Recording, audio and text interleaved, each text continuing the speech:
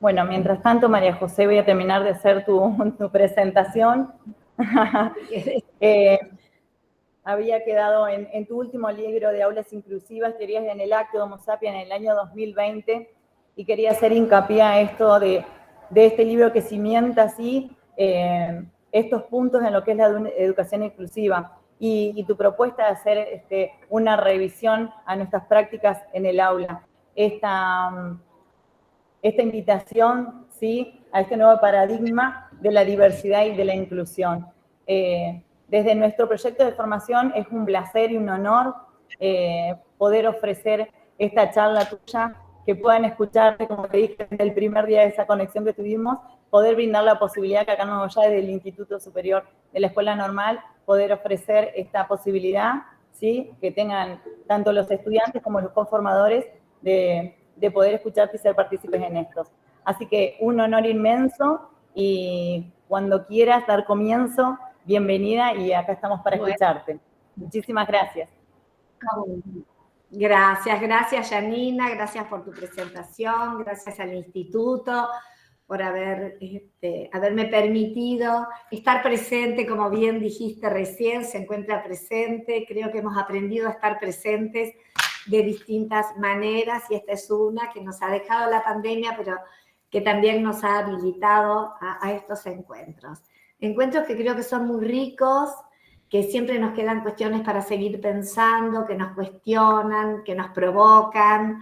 Así que el agradecimiento es mío, por favor, por esta posibilidad, que seguramente va a dejar abiertos muchos espacios para que sigamos todos construyendo esta escuela plural, que es la escuela tan necesaria hoy en este tercer milenio, y que la pandemia nos ha demostrado que necesitamos hacer estos cambios para alojar a todos y todas dentro de las aulas. Aulas inclusivas, desde la idea de una educación inclusiva. Una educación inclusiva que, haciendo quizás un reduccionismo muy grande, yo les diría que no es otra cosa más que la capacidad que tiene un sistema para alojar en sus aulas a todos los alumnos y dar respuesta a los niños, niñas y adolescentes sin restricciones de ningún tipo. Y así poder abordar la amplia gama de alumnos que llegan a sus cursos con todas las diferencias habidas y por haber, y asegurar la participación y el aprendizaje de cada uno dentro de las aulas y los servicios comunes y universales. O sea, que siguiendo con estos reduccionismos, yo me atrevería a decir, todos aprendiendo juntos un mismo contenido, pero de diferentes maneras, con diferentes niveles, respetando sus condiciones personales, sociales, culturales. Entonces, evidentemente, esto es una construcción, y una construcción que responde a una necesidad epocal, responde a repensar algunas cuestiones, en un momento decíamos a flexibilizar las propuestas educativas. Creo que hay que ir un poquito más allá. Hay que pensar en clave de disponibilidad, de accesibilidad, de aceptabilidad, porque si hacemos flexibilizar es que seguimos manteniendo el modelo clásico, tradicional, homogeneizador, y lo flexibilizamos. Y eso en realidad fue un paso muy importante que respondió al paradigma integrador. Y hoy estamos construyendo el paradigma inclusivo, un paradigma que nos interpela desde lo social, nos interpela desde la convivencia y nos interpela desde las didácticas, ¿no? Entonces, estamos en un momento clave de tránsito, les diría yo, entre el paradigma integrador y el paradigma inclusivo, en el que también aparecen algunos sesgos del paradigma integrador. Pero estamos trabajando para devenir escuelas inclusivas. Escuelas inclusivas que, como les decía, responden a una necesidad sociohistórica y que se construyen en un entre, en un entre las modalidades, entre los niveles, para realmente posibilitar y ser garantes del derecho a una educación de calidad que le asiste a todos y a cada uno de nuestros alumnos. Entonces hoy tenemos algo muy puntual, que es esta obligatoriedad de estar en la escuela desde los 4 años hasta los 17, 18. 14 años de educación obligatoria. Obligatoriedad, qué interesante. Obligatoriedad, universalidad, todos en la escuela, todos siguiendo cada uno en su ritmo, su trayectoria, su momento, pero sin exclusiones, decíamos recién, de ningún tipo. Entonces, para pensar en que pueda realmente ser sin exclusiones, lo que tenemos que hacer es tomar la diversidad que puebla las aulas como un valor humano y como un valor educativo. Para lo cual, ¿cómo pensamos esto de la diversidad? Bueno, la diversidad, yo les diría, pensada como valor humano y como valor educativo, es algo que nos ayuda a salir del paradigma del déficit, que nos ayuda a salir del paradigma de la falta, del no puede, no llega, no alcanza, y nos resitúa en el paradigma inclusivo, en el paradigma de los derechos humanos, en el paradigma de la diversidad. Entonces, en nuestras aulas vamos a intentar darle respuesta a todos los alumnos, como decíamos recién, independientemente de los condicionamientos. Que existen, son válidos, los tenemos que ver, tenemos que legitimar la diferencia, legitimarla y darle una respuesta. Esto históricamente en nuestro país ha tenido distintos momentos. Y tenemos un marco muy amplio que se arma, que viene, quienes han estudiado ya la historia de estos movimientos, viene desde, yo les diría, desde el 78, con el informe Warnock, las necesidades educativas especiales, Salamanca, después todo lo que fue el movimiento de la Ley Federal de Educación en la Argentina, que legitima el trabajo de las adecuaciones curriculares, legitima el trabajo desde un currículum abierto, adecuable, un currículum abierto, no más currículum segregacionistas para educación especial y educación común, no más currículum segregacionistas para ricos, para pobres, para discapacidad, para no discapacidad, para hombres, no. Miren ustedes desde qué momento esto se revisa, desde el año 93. Y después en la Ley de Educación Nacional, en el 2006, la ley dice que las escuelas van a ser inclusivas. Y al decir esto que van a ser inclusivas, las abre a la diversidad étnica, lingüística, poblacional, subjetiva, diversidad familiar, religiosa, sociocultural. Miren todo lo que podemos hablar. Y acá podemos ubicar alumnos migrantes, alumnos de otros países, alumnos de grupos poblacionales que se mueven, realidades subjetivas, las nuevas formas de subjetivar, de aprender, nuevas formas de leer, nuevas formas de estar en la escuela, diversidad familiar, nuevas formas de constituir y nuevas constituciones familiares, las nuevas constelaciones, familias ensambladas, monoparentales, niños a cargo de escuelas, matrimonios igualitarios, adolescentes madres. Miren la diversidad de alumnos que ya de por sí nos hablan de que no podemos seguir sosteniendo un paradigma homogeneizador con todos los cambios y diversidades socioculturales, políticas y económicas. Y en esta diversidad que venimos andando, les diría también, tenemos que hablar de diversidad funcional, porque muchas veces el paradigma nos juega una trampa y enunciamos todas las discapacidades las diversidades, bienvenido el lapsus, todas las diversidades que recién mencioné como diversidad, respetando como un valor humano y ético, pero llegamos a la discapacidad casualmente y la mencionamos como discapacidad. Y nos cuesta sostener ante esto una mirada de diversidad. La mirada de la diversidad ante lo que se llama discapacidad es pensarla como diversidad funcional.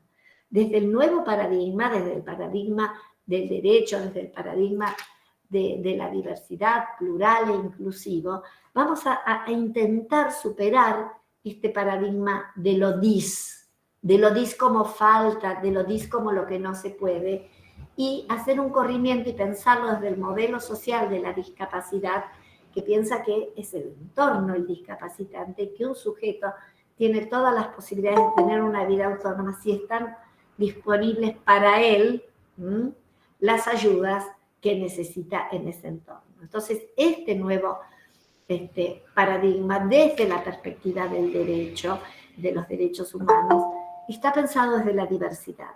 No es la capacidad lo que mide un derecho, para nada, es la dignidad.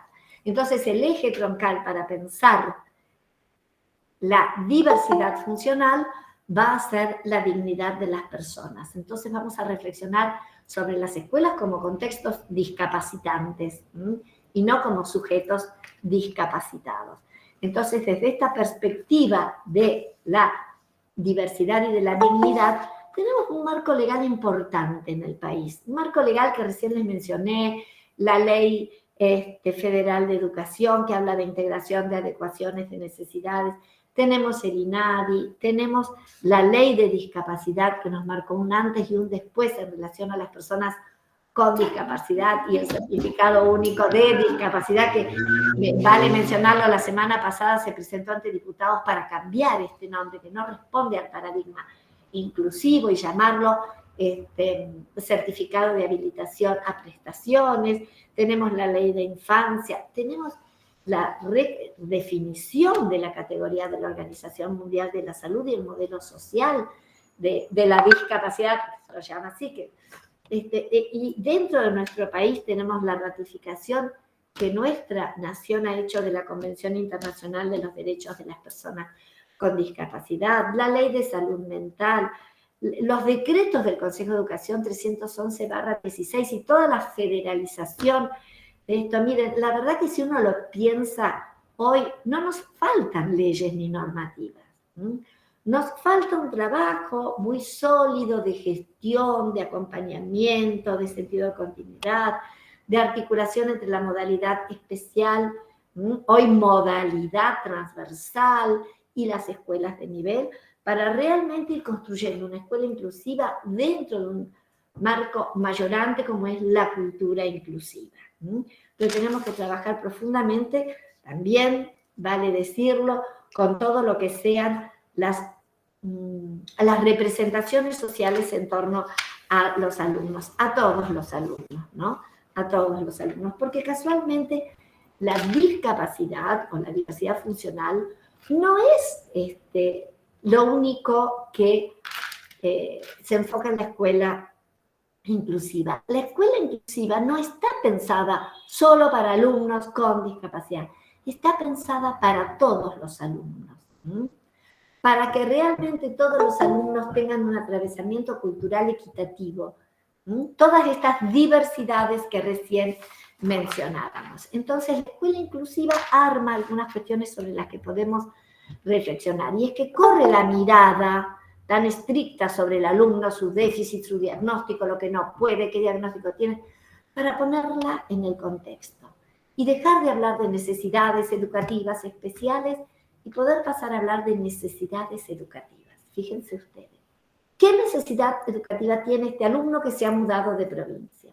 ¿Qué necesidad educativa tiene este alumno que estuvo un año sin venir a la escuela porque estuvo internado y tenemos que hacer algunos ajustes? ¿Qué necesidad educativa tiene este alumno?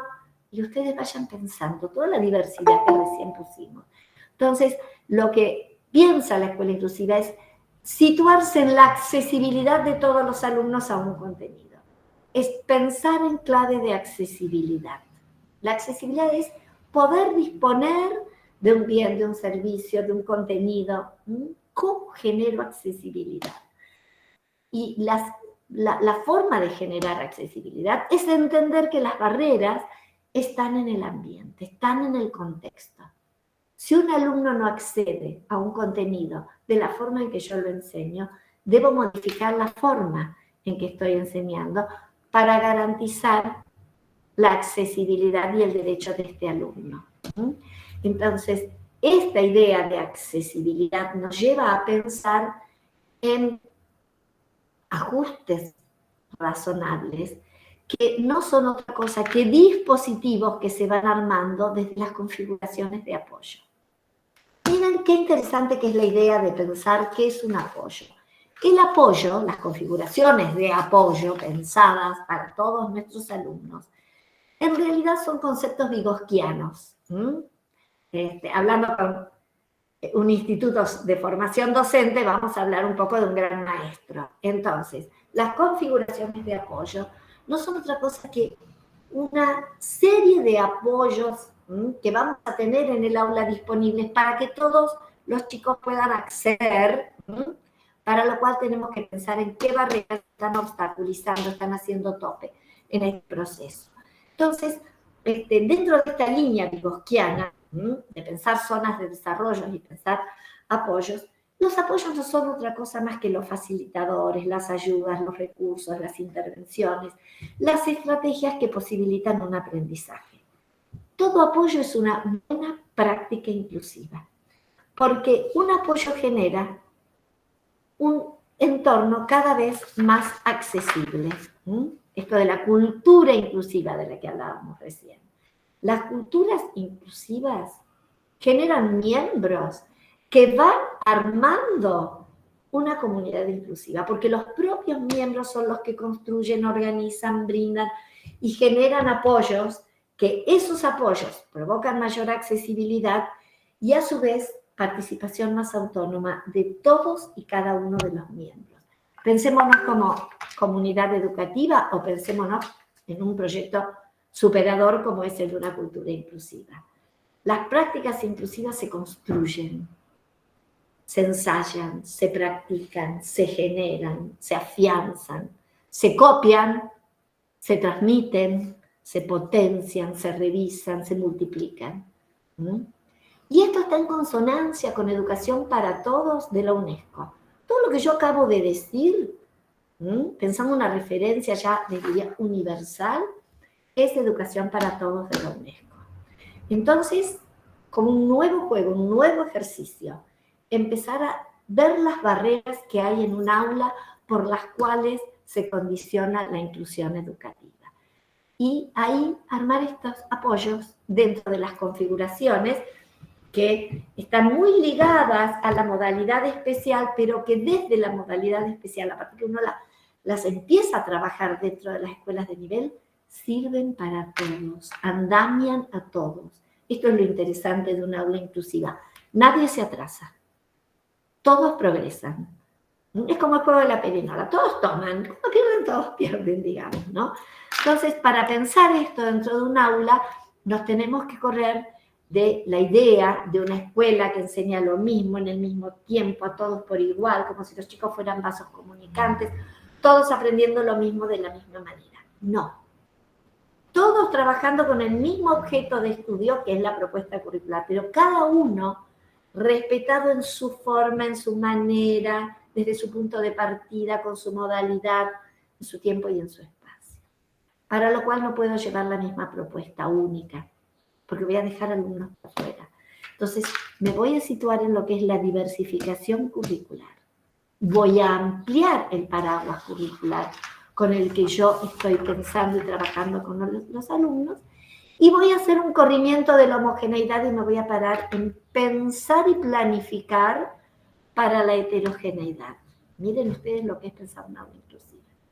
Es pensar que en el grupo no todos van a ir al mismo tiempo, pero sí van a estar trabajando con el mismo contenido. Entonces voy a respetar las trayectorias múltiples y diversas. Trayectorias. Flavia Terilli, Rebeca Nijovi, para ir referenciándolas teóricamente, dentro de cada una de las cátedras las acomodarán ustedes, ¿no?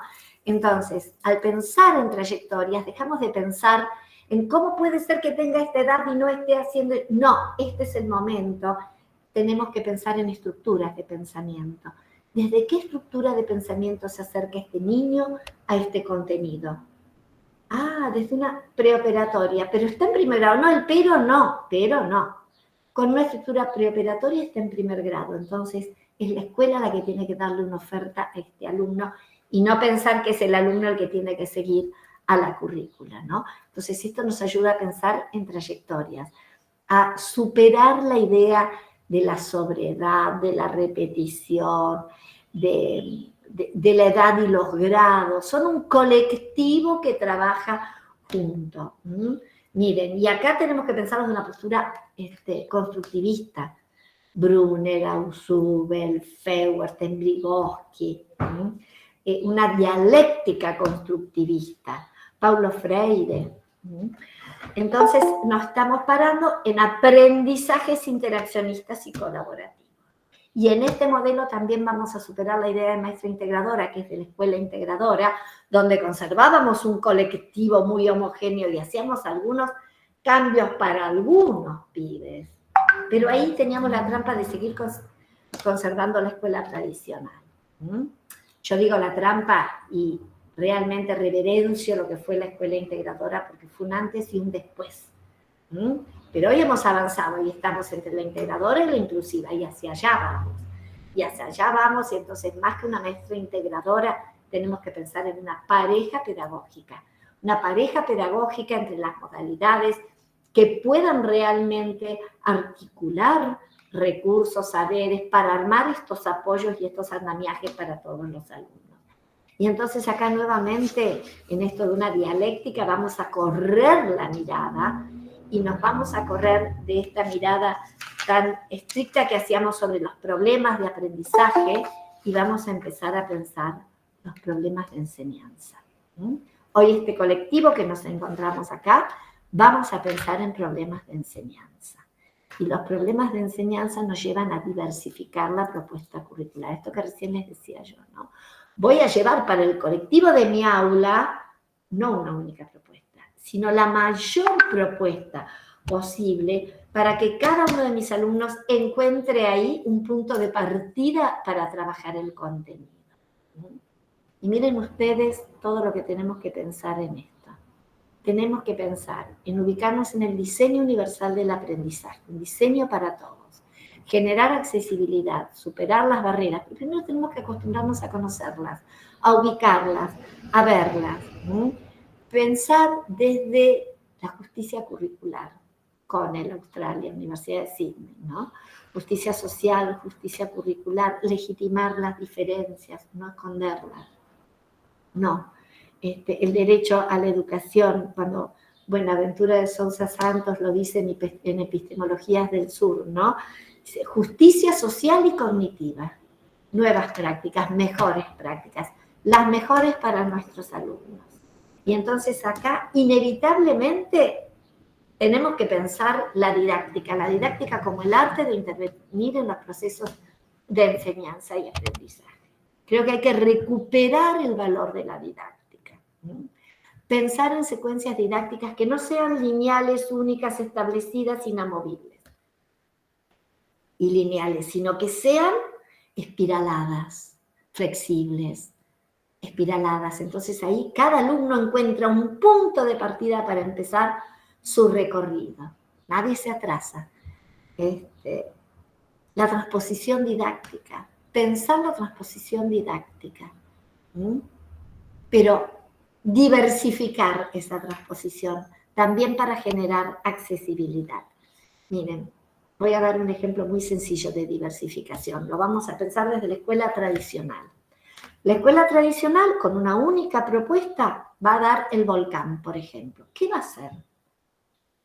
Va a presentar el volcán, un gráfico para pintar, sacar flechas, poner el vocabulario académico, un texto, 6 preguntas, algo para hacer en casa y después tomará una evaluación que será el volcán con flechas para completar, algunas preguntas y alguna producción. Esto visto desde la escuela tradicional, que ya la hemos superado. La escuela de la integración hacía algo de este tipo con un poco de flexibilización y ofrecía a lo mejor una propuesta diferenciada para 2 o 3 alumnos. ¿Qué hace la escuela inclusiva? La escuela inclusiva plantea una diversificación. Entonces, va a presentar un video, la información va a llegar por vía visual, auditiva, vamos a escuchar el ruido del volcán, lo vamos a ver, vamos a leer un texto que es una monografía, vamos a leer un texto sencillo, vamos a leer una oración sobre volcán, vamos a llevar también una palabra volcán escrita en mayúscula con la que va a trabajar o van a trabajar 2 o 3 alumnos, que yo no digo, los que no están alfabetizados, los que no saben leer y escribir, no. Hablando de este punto de partida, voy a decir, con esa palabra volcán, van a trabajar en este cartel estos alumnos que se están alfabetizando, que están empezando a interactuar con la lengua escrita y que en este progreso escritural ahí van a encontrar distintas letras, cómo se ordenan, no es lo mismo ponerlas de una manera que de otra. Entonces, cada uno va encontrando su punto de partida. Y todos van a graficar, y todos van a armar con plastilina, y todos van a armar una representación mental de lo que es un volcán. Y fíjense que a mayor diversificación, menos necesidad de andar haciendo cuestiones puntuales para algunos alumnos, porque de alguna manera abrimos la oferta curricular y ya quedaron todos dentro del proyecto. Y esto que a lo mejor lo hemos pensado con la modalidad especial, para 1 o 2 alumnos nos ayuda para todos. Es un andamiaje para todos. Por eso decimos que a mayor diversificación hay una menor necesidad de hacer lo que se llamó las adecuaciones curriculares. Pero en el caso de que con estas configuraciones de apoyo no todos los alumnos estén garantizados en su accesibilidad, lo que podemos hacer es contemplarlos dentro de un PPI y armar algo más extenso, un ajuste razonable. Miren cómo es todo este campo semántico que nosotros empezamos a trabajar, se va como uniendo cuando lo pensamos desde la forma de trabajar dentro de un aula. Entonces, la escuela tradicional nos planteaba alumnos homogeneizados, dentro de una anualización, una gradualización, con una mirada muy fuerte en los resultados, con formatos únicos, priorizando los resultados, ¿no? En la escuela inclusiva vamos a pensar formas no tradicionales de producción pedagógica, vamos a priorizar los procesos y vamos a pensar en alumnos subjetivados, no homogeneizados, subjetivados. En esta propuesta de diversificación curricular para poder alojar. Entonces, el eje troncal va a ser la accesibilidad. Y para poder pensar desde esta idea de accesibilidad, vamos a pensar en formas no tradicionales de producción pedagógica, pero antes de irnos específicamente al aula, les voy a dar como un ejemplo más de cómo trabajaríamos en un aula inclusiva. Si ustedes van a salir con los chicos de 4º grado a hacer un paseo por la ciudad, van a salir por Nogoyá, y quieren que los chicos lleven las remeras de la escuela. Están en 4º grado. Todos tienen 9 años, casas más, casas menos, pero 9 años. ¿Ustedes comprarían 30 remeras, talle 9, y le pondrían el logo de la escuela a las 30 y les pondrían la remera a los 30 pibes? No. ¿Por qué? Porque tenemos uno que es muy chiquitito, muy peticito, viste que la mamá y el papá, yo digo, parecen muñequitos de torta, viste, bueno. Y el nene es chiquitito, burlimincito, entonces le ponemos un talle 9 y le va a quedar de camisón. Le ponemos a uno que está muy gordito un talle 9 y le va a quedar de pupera, va a quedar hecho un matambre. A uno que es alto, que el papá juega al básquet toda la vida, viste, eso que toda la familia es altísima, no le podemos poner talle 9. Le va a quedar corta. Le vamos a poner talle 12, 14. Fíjense, fuimos del talle 5 al talle 14. Y a nadie le parece que no corresponda. Con el calzado pasa lo mismo. Bueno, con la oferta curricular nos tiene que pasar lo mismo. Ofrecer algo de tal manera que todos tengan accesibilidad a lo que nosotros priorizamos curricularmente como un contenido jerarquizado. ¿Para qué? Para que haya lo que llamamos atravesamiento cultural. Que todos se vayan de la escuela habiendo armado una conceptualización sobre ese tema, que no tiene por qué ser la misma. Lo que sí tiene que ser es acertada. Entonces, la accesibilidad es el eje sobre el que se construye la idea de la inclusión. La accesibilidad es troncal, y lo digo rápido, tenemos distintas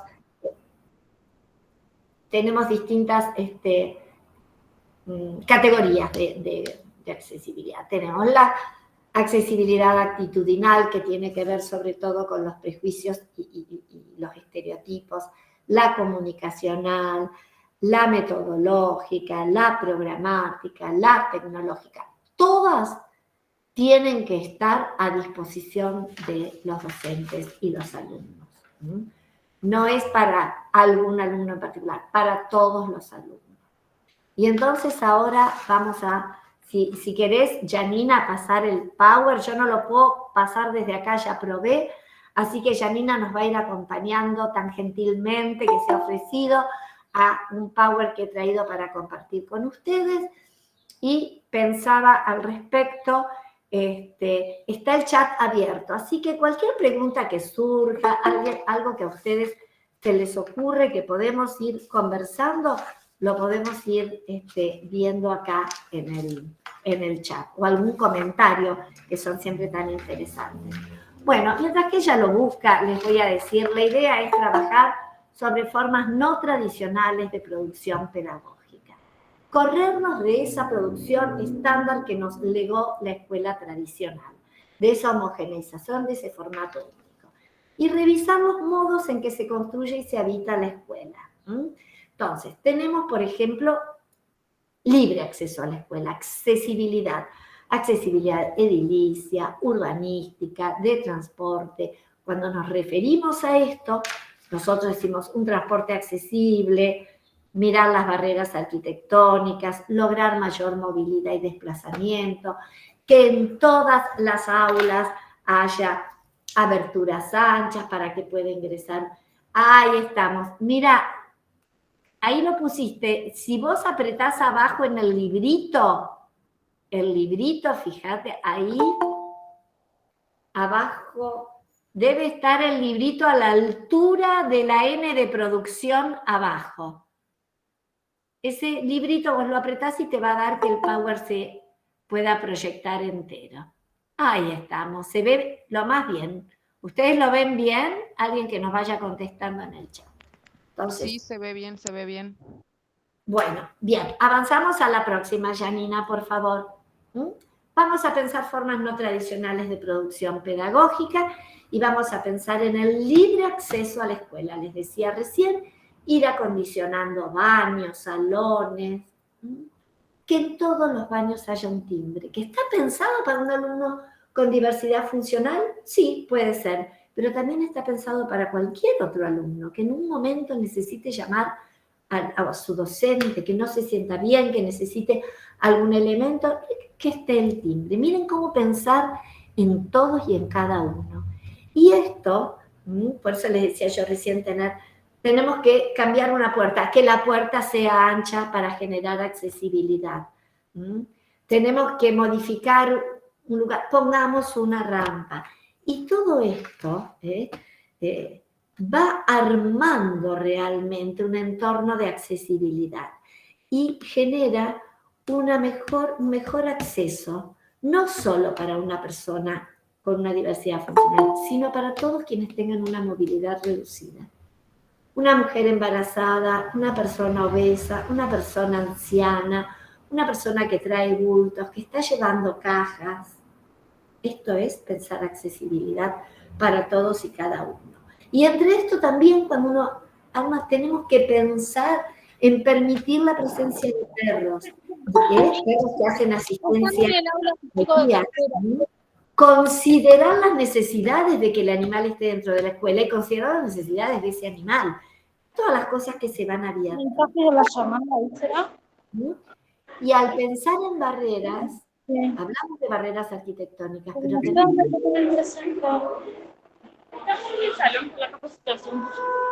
me parece que es Magalí Villalba la que tiene abierto el micrófono. ¿Puede ser? Ahí está. Bien, gracias. estamos tan acostumbrados a esto que ya hasta sabemos cómo avisar. Miren, y hay otra cuestión también para pensar en relación a esto, ¿no? Acá estamos hablando de barreras arquitectónicas. ¿Dónde se pone la asistencia? Urbanísticas. ¿Dónde se pone la asistencia? Pero en realidad hay barreras que son más serias que las barreras urbanísticas. Y son las barreras ideológicas y pedagógicas. Son las barreras más complejas de modificar. Vamos a avanzar hacia otras barreras. Son las barreras que nos ponen los materiales y útiles de trabajo. Hay aspectos de la escuela tradicional vinculados a los materiales. Porque uno dice, bueno, los chicos tienen que traer una cartuchera. ¿Podés poner la próxima, Magalí, por favor? Una cartuchera con estos materiales. Tienen que ser siempre los mismos. No. Estamos hablando de diversificar. Entonces, cuando hablamos de diversificar, hablamos también de diversificar los materiales. Magalí, ¿podemos ponerla que sí? Magalí, Janina, perdón, me quedé. Janina, ahí está. Gracias, yo estaba. Diversificar y superar la idea de lo monocorde, de lo homogéneo, de lo mismo para todo. Entonces, pensar elementos de conteo, fijos, móviles, diversos, pero diferentes.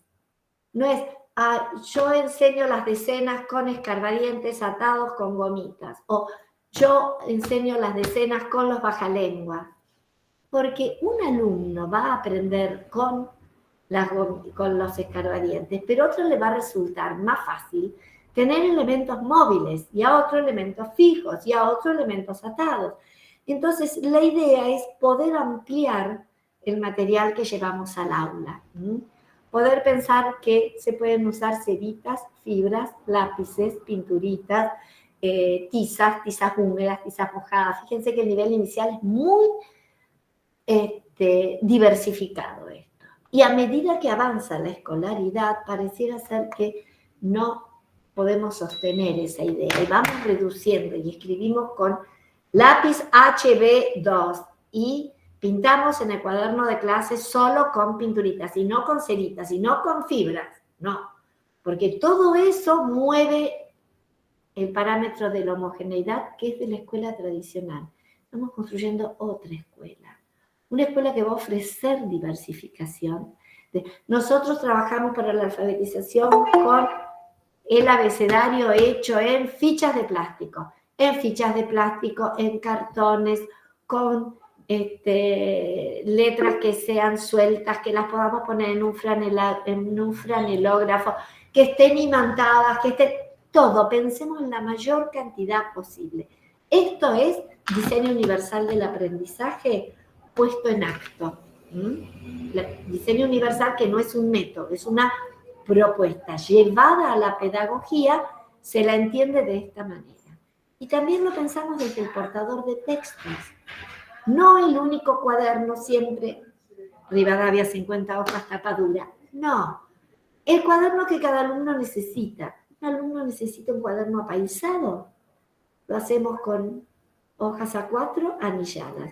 Un alumno necesita a doble renglón, hacemos renglones anchos. Puede trabajar en la Rivadavia, adelante que trabaje en la Rivadavia. Necesita hojas cuadriculadas, que tenga hojas cuadriculadas, que no son las más adecuadas para ningún niño ni adolescente, ¿no? Pero bueno, digamos, poder pensar que un alumno necesita un cuaderno oficio, tapa dura, que otro necesita uno a doble espacio, que las fotocopias las necesitan más amplias, más grandes. Pensar en los apoyos que trae todo lo que sea la tecnología. Pensar en que hay múltiples formas de transmisión. Podemos pensar en todo lo que la tecnología nos acerca en relación a grabar una clase. Miren, hoy están grabando esta clase, la pueden recuperar, a lo mejor no la recuperan, pero en algún momento pueden recuperar una parte, trabajar, volver. Que esto también lo puedan hacer nuestros alumnos. Que si escucharon una explicación que les resultó interesante, la puedan tomar, la puedan tener en su celular o esté en el WhatsApp de las mamis. que si leímos un cuento y lo trabajamos y lo explicamos, eso también pueda llegar. La voz del docente, ustedes saben lo que es recuperar la voz del maestro y la voz del alumno. Cuando leen todos, ir recuperando y reconociendo. Y a su vez pensar en audiolibros.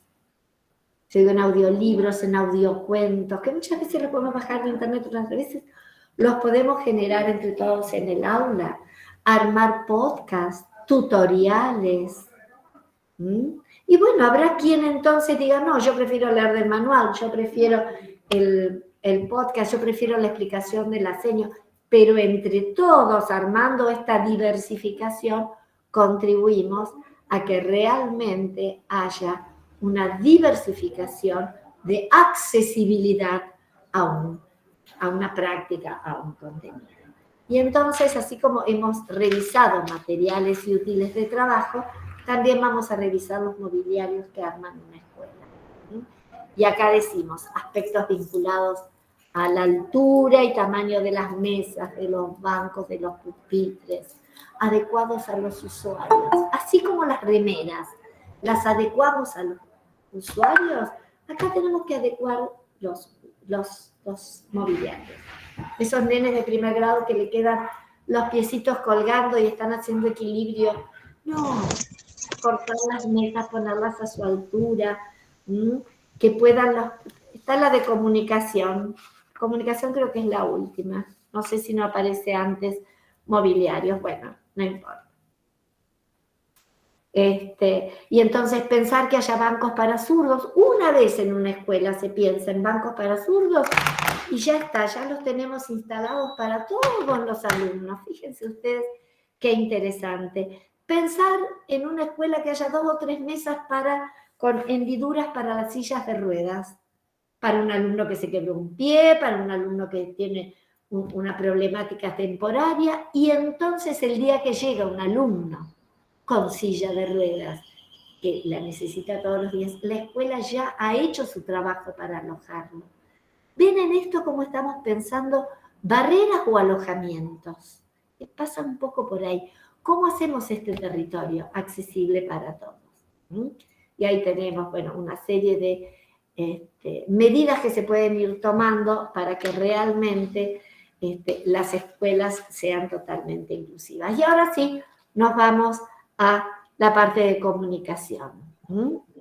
Los aspectos vinculados a la comunicación son para favorecer todo tipo de comunicación en el aula, todo tipo de comunicación, que haya tecnología adaptada para personas con hipoacusia, para personas ciegas, que haya señalización gráfica. Esto es un trabajo a construir con cada escuela. Tecnología se puede dedicar a ir construyendo una escuela accesible, no porque llega un alumno con discapacidad, sino porque debe ser accesible. Entonces ir poniendo carteles, acostumbrarnos a ver algunas películas que estén con todo lo que hace un intérprete en lengua de señas, acostumbrarnos a esto, trabajar desde diversas formas con diccionarios plurilingües, ir armando esta accesibilidad con carteles, con expresiones, con objetos. Miren ustedes cómo se nos amplía la forma de pensar una escuela. Poder pensar que en la escuela haya escritura en un sistema braille y que esté a disposición cuando sea necesario la lengua de señas. Esto es pensar escuelas inclusivas, aulas inclusivas. Y esto es superar la forma única y favorecer todo tipo de comunicación. Que lo que necesite un alumno esté disponible y que no, por no estar disponible, eso se transforme en una barrera que genere su exclusión dentro del aula. Entonces ahora vamos a avanzar y vamos a ver algunas viñetas que he traído para compartir con ustedes. Vamos a ver una de sala de 5, vamos a una del primer ciclo y vamos a avanzar a otro. Vamos a ver si nos alcanza el tiempo porque nos fuimos demorando un poco, pero bueno. Acá Janina ya la puso a Paulina. Les voy a contar. No me adelantes, andate para atrás. No. A ver. No. Ahí. Si querés te quedás en comunicación. Todos nos entienden, Janina, no hay problema. Lo que sí, fíjate abajo si podés tocar el librito para que se abra la presentación. Si no, no te preocupes, el librito o la copa. Si es problema, no te preocupes. No te preocupes. Ahí abajo están. Bueno, entonces les decía cómo vamos a pensar ahora aulas inclusivas desde la producción pedagógica. Con viñetas, viendo algunas cuestiones que pasaron en el aula. A ver cómo se trabajaron. Entonces voy a ir a una sala de 5. Entonces un grupo de chicos, déjala ir, un grupo de pibes que se fueron al circo. Todos estuvieron trabajando desde una diversificación antes de ir al circo. Entonces, ¿qué hicieron? Tenían que ver la cantidad de días que había para ir al circo. 15 días antes ya estaban, los marcaron en el almanaque, los que manejan almanaque. Para otros hicimos una tira larga y cada vez que marcábamos en el almanaque, que tiene una disposición especial a nivel espacial, también marcábamos en esta fila. Pusimos un recipiente en el que poníamos 15 días y otro en el que sacábamos 15 días. Pusimos numeración del 1 al 15, pero también ubicamos los números del almanaque. En esta secuenciación didáctica, cada uno encontró, espiralada, un lugar desde el cual empezar a construir esos 15 días que faltaban. No presentamos una única manera, presentamos muchas. Vimos videos, vimos el recorrido, pensamos cómo íbamos a ir, se hicieron algunas viñetas que ordenaron cronológicamente los pasos del paseo, se los dijo en forma oral, diversificación, se los anotó, se los graficó, se armaron viñetas. Todos pudieron acceder, porque hubo información diversificada. Llegó el día, fueron al circo, fue hermosa la experiencia, volvieron, hicieron dramatizaciones, hicieron grabaciones, una serie de cuestiones para los chicos que realmente fueron, y que fue un ir, yo pensaba, por una educación sin barreras, se llama este ciclo, ¿no? Y bueno, esto es ir pensando en una educación sin barreras. Todos pudieron anticiparse, cada uno a su modo, para ir al circo. Fueron, volvieron, diversificaron también las formas de trabajar sobre lo que vivenciaron, y la senio les dijo un día, bueno, ahora nos vamos a sentar y todos vamos a dibujar. Armamos las mesitas y todos vamos a dibujar. En ese todos vamos a dibujar, cada uno va a hacer lo que más le gustó del circo. Y yo traje el recorte de una mesita, nada más que una mesita. Veamos, acá está Paulina. Ustedes la ven y voy a ir haciendo un análisis, desde la escuela tradicional y desde la escuela inclusiva. Paulina, yo puedo decir que es una niña que tiene un gran despliegue del sistema de representación gráfica, que arma una figura humana completa, que en esta figura humana están todas las partes, que las pone sobre un plano aunque no esté dibujado, y en el medio está esa hormiga, porque es la mascota de la escuela que ha ido con ellos también al circo. Y además Paulina maneja formas fijas escriturales, sabe escribir su nombre, escribió hormiga y payaso en la direccionalidad correcta, porque ella preguntó cómo se escribe hormiga, cómo se escribe payaso, y la señora le dio el modelo y ella lo pudo copiar. Voy a hacer una mirada de la escuela tradicional. La escuela tradicional diría, y nos gusta mucho y nos sale, Paulina está a punto caramelo para ir a primer grado. Ahí va Paulina. Y ahora vamos a ver el dibujo de Lucas, que es el que sigue.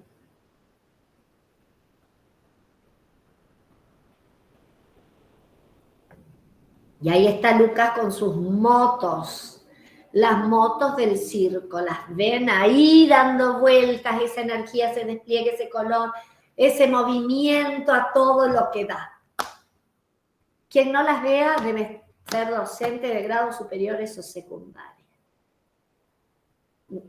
Están perdonados los que no la ven, porque los de los grados inferiores y el nivel inicial seguro que lo han visto. Bien, es fantástico, este dibujo es una obra de arte, pero os voy a contar la historia de este dibujo, porque en realidad esta es la segunda producción de Lucas. Lucas estaba sentado en la mesita, como estaba Paulina, como ahora vamos a ver, hay otros chicos, hizo un dibujo, se levantó para dárselo a la maestra y algo le pasó que hizo que rompiera el dibujito, lo tirara a la basura y pidiera otra hoja y hiciera esto. ¿Qué pasó?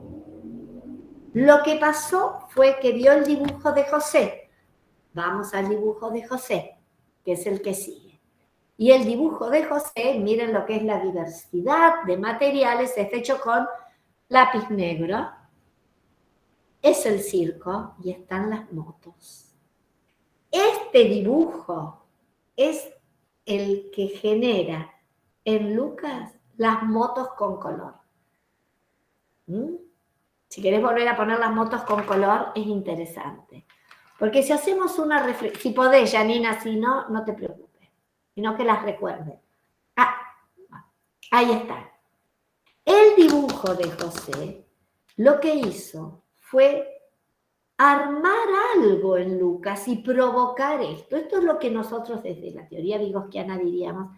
Esto es una producción cooperativa, una interacción cooperativa en la producción gráfica. Es el andamiaje de un par.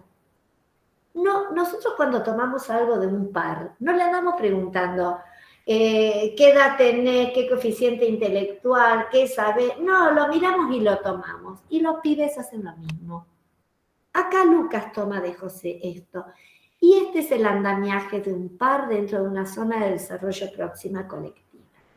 El dibujo de José oficia de herramienta cultural, de mediador simbólico, del que se apropia Lucas totalmente para su propia producción. Esto es apropiarse de un dispositivo instrumental que se encuentra en la zona de desarrollo y que genera un intercambio nutricio.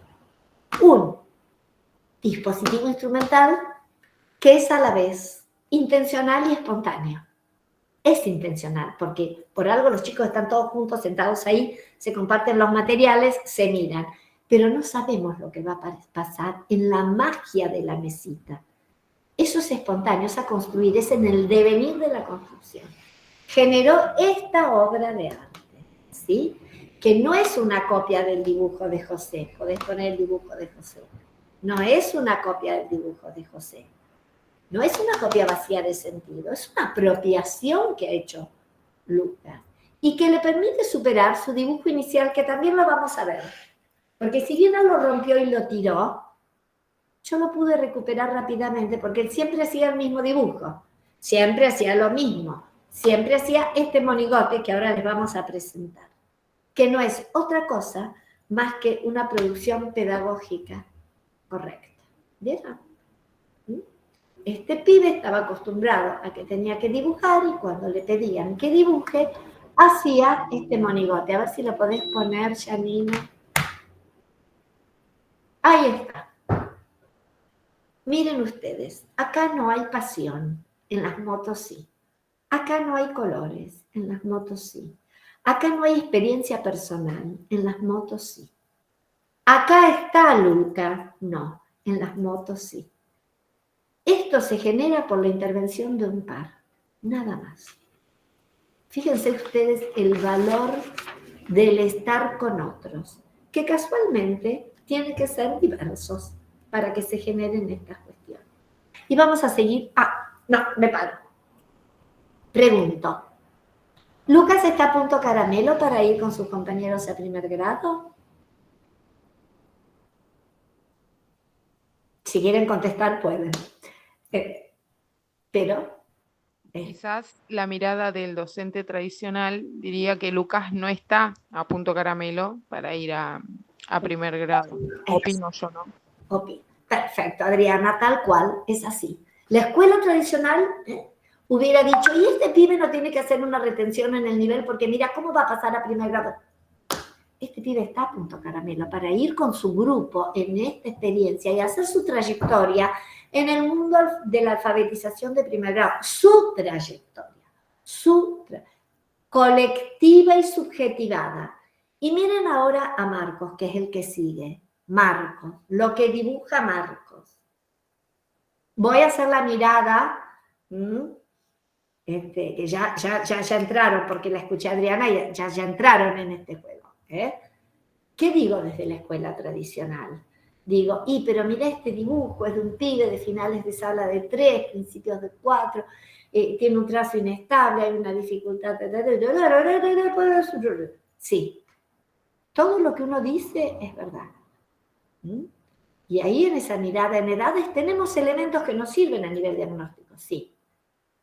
Pero también puedo mirarlo desde la trayectoria y decir, pensar que en marzo, Lucas, estaba rayando la hoja como un juego motor y después pasó al círculo y hoy se dibujó él en el escenario con el payaso.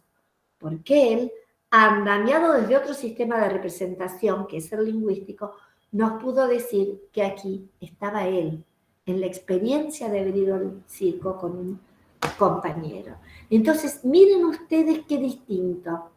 Entonces, este pibe está a punto caramelo, a su punto caramelo para ir a primer grado. Y también no está Victoria, que es el dibujo que sigue. Miren, formas fijas, dibujo, espacio, escenario. Y vamos a avanzar y lo vamos a ver a Manuel. Manuel, que es el hombre bala. Manuel. Que todos los chicos se quedaron fascinados con Manuel. ¡Ay, señor, deme otra hoja! Como le dio a Lucas. Deme otra hoja. Fíjense que en esta mesa no hay idea de excepcionalidad. No es que a alguien le dimos porque tiene... No, nos corrimos. Porque hay que también mensurar este concepto. Hay ideas de prácticas subjetivantes que no tienen que ver con la práctica de la excepcionalidad y de poner a un sujeto en un lugar de excepcionalidad, sino sí de subjetividad. Totalmente distinto, ¿no? Entonces, ahí alguien levantó la mano, no veo quién, acá me dice. Jacqueline. Pero si quieren pueden escribirlo en el chat, que va moviéndose, si no. Les cuento rapidito qué pasó con el hombre bala. Todos pidieron otra hoja, todos dibujaron el hombre bala. Y un pibe le dice a Manuel, Manuel, no me sale el hombre bala, me sale el hombre escalera a mí, porque va subiendo. Y Manuel le dice, hacelo, pero después lo das vuelta, pones tu nombre así y lo transformás en hombre bala. Miren la riqueza del intercambio. Miren lo que sucede en una salita. Y yo pregunto, esto que se dio en esta mesa, ¿se dio porque la maestra tenía intencionalidad de generar esto en un alumno que tiene certificado único de discapacidad? ¿O se generó porque hay una propuesta curricular diversificada que habilita un intercambio entre todos?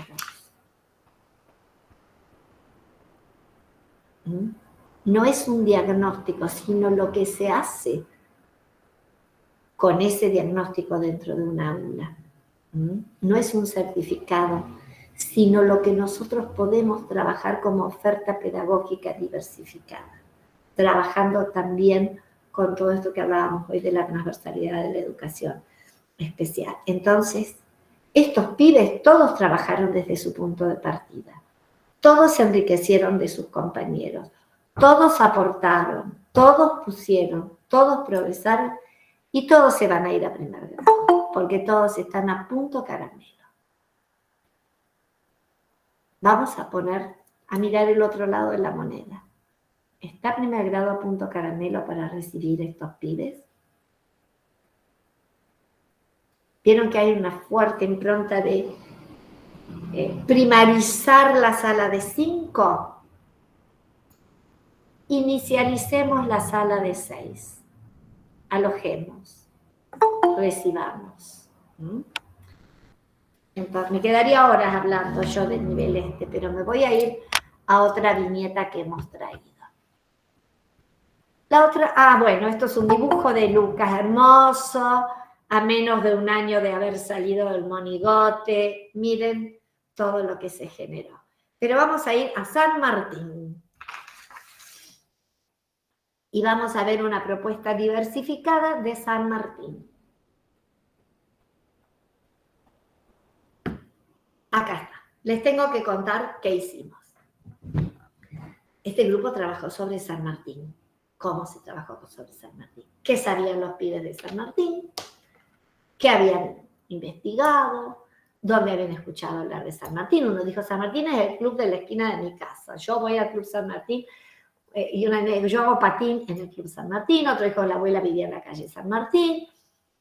Bueno, salimos a la calle, vimos que está San Martín subido al caballo, el que está arriba del caballo está en la Plaza San Martín, porque San Martín fue alguien, fue un prócer. Estaba en los billetes verdes, en este momento estaba en los billetes verdes San Martín, el billete de 5 pesos. Generamos una diversificación de información. Leyendo un texto de San Martín complejo, uno más sencillo, con la palabra San Martín. Haciendo cartelería de San Martín. Los chicos vieron los videos de Paca Paca, vieron partes de la película de San Martín, hicieron representaciones de la línea histórica de San Martín de distintos momentos, los más relevantes, vestidos con trajes de época. Hicieron todo el tránsito de la campaña del Libertador y llegó el momento, cada una de esas cosas registradas en el cuaderno, en que la maestra iba a hacer algo del orden de una evaluación. Pero iba a ser un trabajo práctico. Cada uno tenía que escribir lo que más sabía de San Martín, lo que le había quedado, lo que escuela tradicional que hubiera hecho. Hubiera presentado las viñetas, escribe lo que hizo San Martín, 6 preguntas, un mapa, y ahí nos quedamos. Acá diversificamos. Pusimos en el escritorio una variedad de elementos. La maestra marcaba uno y el pibe elegía el otro. Miren ustedes la autonomía. Entonces, uno lingüístico, uno más, pero también en función de los pibes y dándoles la posibilidad. Pusimos viñetas, pusimos mapas, pusimos oraciones, pusimos la línea histórica, pusimos fotos de una maqueta que se había armado de la campaña del desierto, pusimos las máximas de San Martín y así empezó el trabajo. Y ahora vamos a analizar cómo de esta manera se propicia con apoyos a disposición de los pibes que podamos superar la única forma de evaluación y que podamos encontrar otras formas de evaluar, ¿no? La procesual, pero además ir pensando realmente en todo lo que uno puede pensar desde la escuela tradicional, pero también todo lo que las formas no tradicionales, ¿no? Y entonces los mismos chicos lo armaron de una manera muy interesante.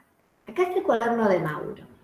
Mauro trabaja en un cuaderno Rivadavia 50 hojas, tapa dura, escribe en letra cursiva, como ustedes ven. Él tomó y escribió que San Martín de chiquito jugaba a ser militar, iba en su caballo, que después se fue a España, que estudió y que cuando volvió hizo su... No lo veo porque está muy chiquito y yo acá no tengo... Si vuelve a Buenos Aires y ya es militar. Perfecto.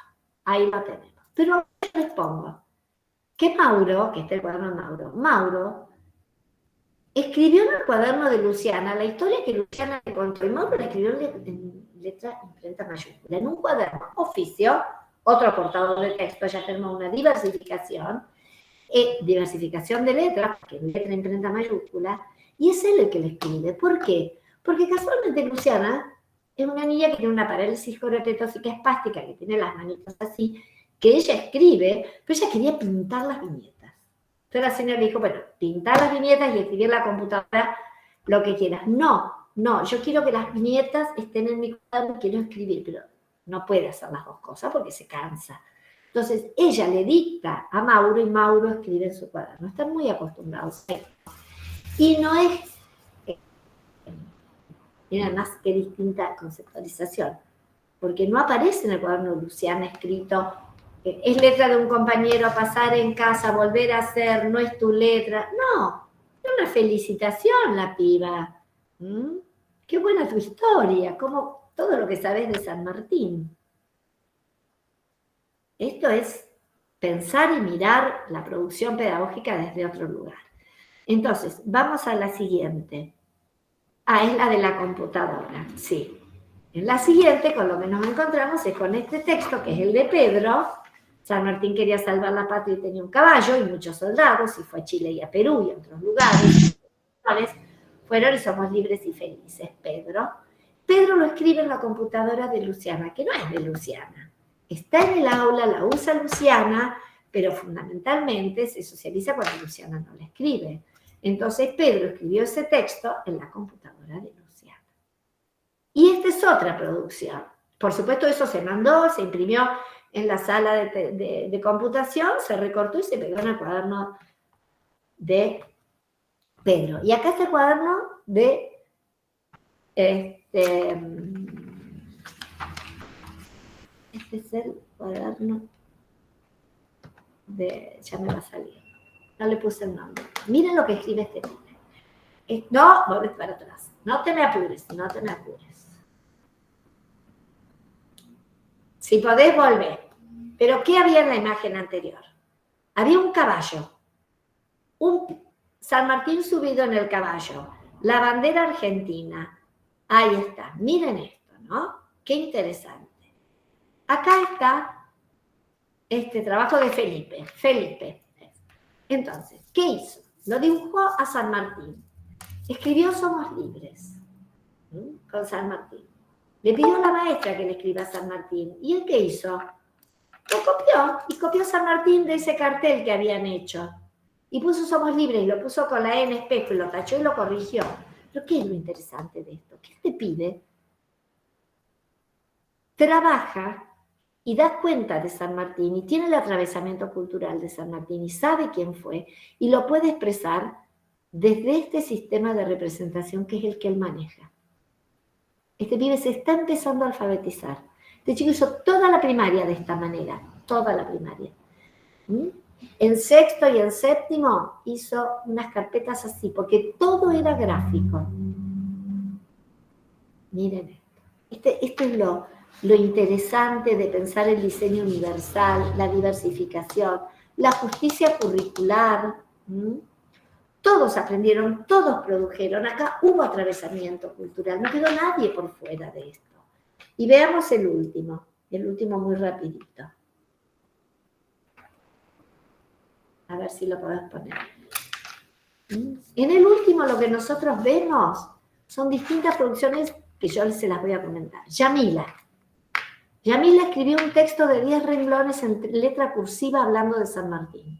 Señala los hitos relevantes de la vida de San Martín, incluye 3 dibujos. Francisco trabaja con el mapa, señala países, liberados, sus banderas, el cruce de los Andes, escribe en letra imprenta mayúscula.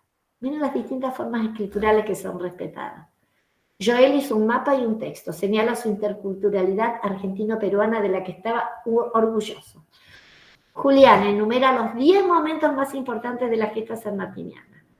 En el cuarto, el campamento, enumera. Había comida, agua, abrigo, faroles, porque no existían los faroles, y él ahí cuenta cómo los hizo San Martín, que los hizo con trapos embebidos en un combustible y que los encendían, ¿no? Y los dibuja.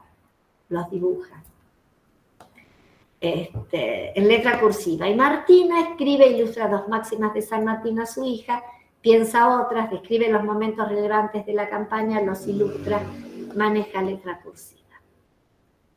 Entonces acá es como para preguntarse, ¿no?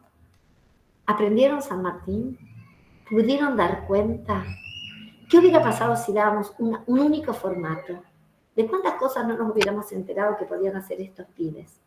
Y a su vez acá vamos por donde ellos pueden y favorecemos acercarse a otras cuestiones también.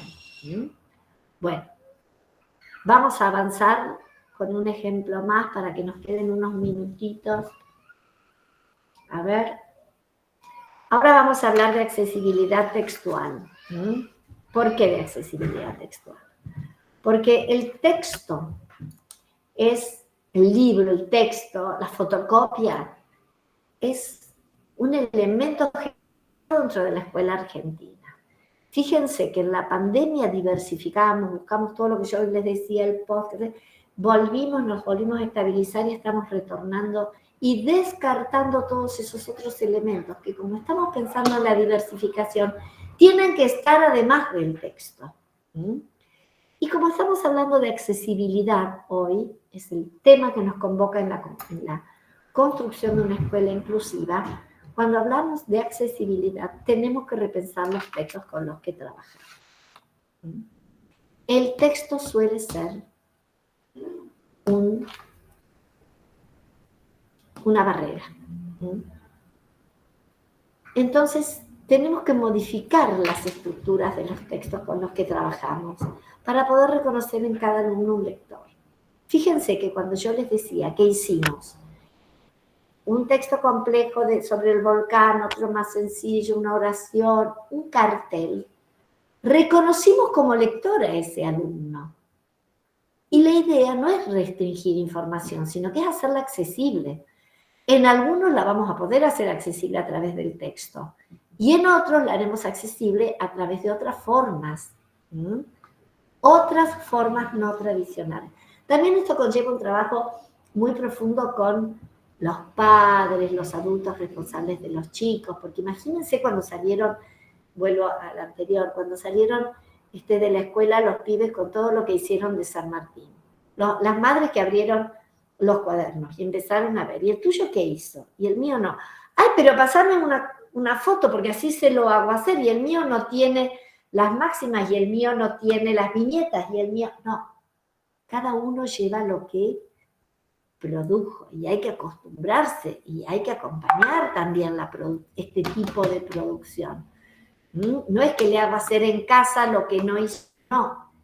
Cada uno va haciendo y armando su trayectoria según un docente que está guiando, que sea, yo uso la palabra empoderado, pero no solo, porque está legitimado y andamiado desde una gestión muy sólida, desde una gestión institucional, con un proyecto educativo inclusivo. Entonces, por eso es una postura filosófica, les diría, no solo pedagógica. Vuelvo a la accesibilidad textual. Entonces, reconocer en los alumnos un lector y entender que no porque demos textos complejos, porque el año que viene van a empezar a estudiar o porque el año que viene van a estar en la secundaria, o no, porque ahí estamos haciendo lo mismo que decíamos en el nivel inicial, que lo primarizamos. No, reconocer el punto de partida de cada uno para que tenga un texto que esté a su altura. Voy a mencionar, vamos a la próxima, menciono nada más el Tratado de Marrakech, que es un tratado, me interesaría saber si alguien de los que están acá lo conoce. Los otros días tuve una experiencia muy desmoralizadora porque eran 600 docentes y nadie levantó la mano y la verdad que no puedo creerlo. Se los presento para que sepan que desde el año 2016 en la Argentina tiene vigencia el Tratado de Marrakech, que facilita el acceso a cualquier obra publicada en un formato accesible para pacientes que no se pueden, no pacientes, para personas que no se pueden mover, para personas con diversidad funcional relativa a la vista, a la audición. Bueno, no me voy a detener, pero sí me parece que es algo que legitima derechos y nosotros no lo podemos ocultar. A quien le interese puede entrar a una página www.mariajoseborsani.com y van a encontrar algunos artículos. Yo he trabajado bastante en los libros sobre el Tratado de Marrakech, pero ahí van a tener. Y si no, pongan Tratado de Marrakech en Google y van a encontrar buena información. Pero voy a avanzar. Entonces decíamos que tenemos que modificar la estructura del texto para que los alumnos puedan acercarse al texto y empezar a leer y obtener información desde ahí. ¿Qué intervenciones hago? Vamos a avanzar una más, porque esta está repetida. Las intervenciones que hago son hacer un discurso accesible, ir de lo sencillo a lo complejo, ordenarles la supraordenación, presentarles oraciones breves, sencillas, con sujeto, verbo, objeto, circunstanciales, con relaciones intertextuales explícitas, trabajar la polisemia, que puedan acercarse al texto. Y he traído un ejemplo que me parece interesante, también del primer ciclo, en el que nosotros vamos a ver un tren, porque en este grado el tren era la figura hegemónica, todo iba en el tren. El abecedario se presentó en el tren, las vocales se presentaron en el tren, los objetos que ruedan llegaron en tren, los vegetales llegaron, todo venía en el tren. Entonces acá el tren presenta un texto gráfico. Un tren que lleva 24 caramelos, 23 caramelos y 21 caramelos. Y pregunto cuántos caramelos lleva el tren. Y que también tuvo la posibilidad de que con un liquid paper borramos un dígito y el tren llevaba 4 caramelos, 3 caramelos, 2 caramelos. Y hubo quien dibujó la cantidad de caramelos, quien puso palitos, según la estructura de pensamiento del momento de construcción y la génesis del número, y pudo ir dando respuesta a cuántos caramelos llevaba el tren presentado en este texto. Y vamos a ver otro texto. En el otro texto que vamos a ver, hay 3 enunciados. El primero es un enunciado escrito en letra imprenta mayúscula, que reitera que el tren lleva caramelos de menta, lleva 23 caramelos de chocolate y 21 caramelos de fruta. Lleva caramelos. Entonces, ¿cuántos caramelos lleva el tren? El segundo enunciado está en letra imprenta minúscula y ya no repite ni reitera tanto, porque hay lectores que van encontrando el punto de partida en esta oferta espiralada. Y el último está escrito en letra imprenta minúscula, tiene también una complejidad lingüístico-gramatical, y a partir de la pregunta de cuántos caramelos lleva el tren, se complejiza. Y dice, un tren llega a una escuela y deja 55 caramelos. ¿Cuántos caramelos quedan en el tren? Miren cómo abrimos el paraguas. No llevé el último enunciado y a un alumno le di el tren porque no lee y no escribe. No, armé esto y cada uno encontró lo que necesitaba. Vamos a ir, al que sigue, a ver. No, me quiero ir. Seguí porque no vamos a tener tiempo. Acá. Mira, Sarmiento. No, el anterior, este es el último. Acá. Dice, estos son 2 textos ya de estudio más elevados, ¿sí? Próximo a concluir el mandato presidencial, volvieron a reproducirse las intrigas electorales que eran habituales cuando Sarmiento, inesperadamente, en nombre del Partido Autonomista, una sola oración, que recién nos menciona a Sarmiento al final de la segunda. Y en el último renglón nos habla de Nicolás Avellaneda, que es el otro personaje de este. El que lo entendió puede seguir, que siga. Pero nos interesa que todos tengan idea de lo que está pasando en este texto. Entonces, fíjense, Sarmiento fue el presidente en representación del Partido Autonomista. Ubico el personaje. A esto le agregamos, un chico lo dibuja a Sarmiento. Lo pone a Sarmiento con sus rulos, su cara redonda, y lo dibuja con la banda presidencial. Y abajo dice, Avellaneda era el ministro de Instrucción Pública del gobierno de Sarmiento. Está Avellaneda con su cara más adusta, lápices, cuadernos, ministro de Educación. Ahí dice ministro de Instrucción Pública. Algunos pusieron entre paréntesis ministro de Educación. Ya tenemos dos personas, dos personajes. Ahí viene el escenario. Cuando Sarmiento estaba por concluir su mandato presidencial, se produjeron una serie de hechos poco claros. Después lo vinculamos a que estos son intrigas electorales. En esa época era común que hubieran intrigas, enredos y confabulaciones alrededor de los actos electorales. Hoy, ¿qué dibujaron? Una urna con un voto que entra y otros votos que se van. Una imagen mental se va armando desde lo lingüístico y desde otro sistema de representación, que es el gráfico, que contribuye a comprender el texto. Miren ustedes, ¿no? Y bueno, si uno dice, el primer texto tiene una única oración, el segundo texto tiene 6 oraciones, ¿es más largo? Sí. ¿Debe ser más largo? Sí. Es necesario que sea más largo. ¿Por qué? Porque ordena el tiempo y el espacio, ordena la escena, permite comprender lo que estamos diciendo. Bueno, tenemos el retículo endoplasmático o el que sigue. Vamos a saltearlo, vamos al que sigue.